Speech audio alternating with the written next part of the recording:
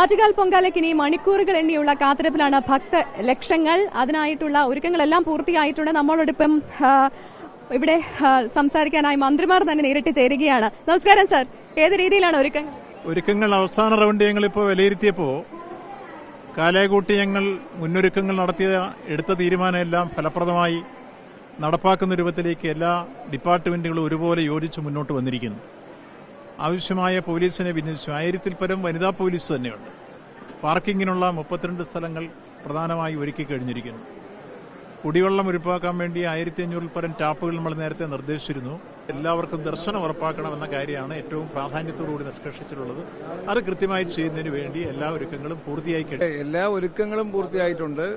കുറവുകൾ എന്തെങ്കിലും ഉണ്ടെങ്കിൽ അത് ശ്രദ്ധയിൽപ്പെടുത്തി പരിഹരിക്കാനുള്ള നടപടിയാണ് ഞങ്ങൾ സ്വീകരിച്ചത്.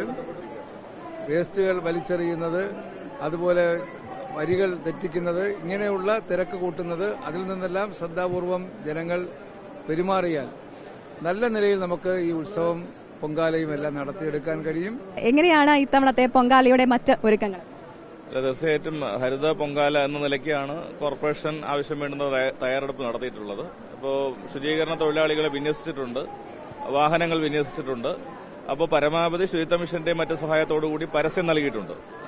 പൊങ്കാല ഇടാൻ വരുന്നവർ സ്റ്റീൽ പാത്രങ്ങൾ കൊണ്ടുവരിക, ഡിസ്പോസബിൾ ഉപയോഗിക്കാതിരിക്കുക, അന്നദാനം നടത്തുന്നവർ അത്തരം ഹരിത പ്രോട്ടോകോൾ പാലിക്കുക. അപ്പോൾ ഇത് പരമാവധി പ്രചരണം നൽകിയിട്ടുണ്ട്. എല്ലാവരും സഹകരിക്കുമെന്നാണ് പ്രതീക്ഷിക്കുന്നത്. സർക്കാരിന്റെ എല്ലാ സംവിധാനങ്ങളെയും ഇന്ന് പ്രയോജനപ്പെടുത്താൻ വേണ്ടിയിട്ടുള്ള ശ്രമങ്ങൾ നടത്തിയിട്ടുണ്ട്. അങ്ങനെ അവസാനവട്ട ഒരുക്കങ്ങളെല്ലാം പൂർത്തിയായിട്ടുണ്ട്. അവലോകന യോഗത്തിന് ശേഷമാണ് മന്ത്രിമാർ നമ്മളോട് സംസാരിച്ചത്. ക്യാമറാമാൻ സിറിലിനൊപ്പം പ്രവിത ലക്ഷ്മി, 24 തിരുവനന്തപുരം.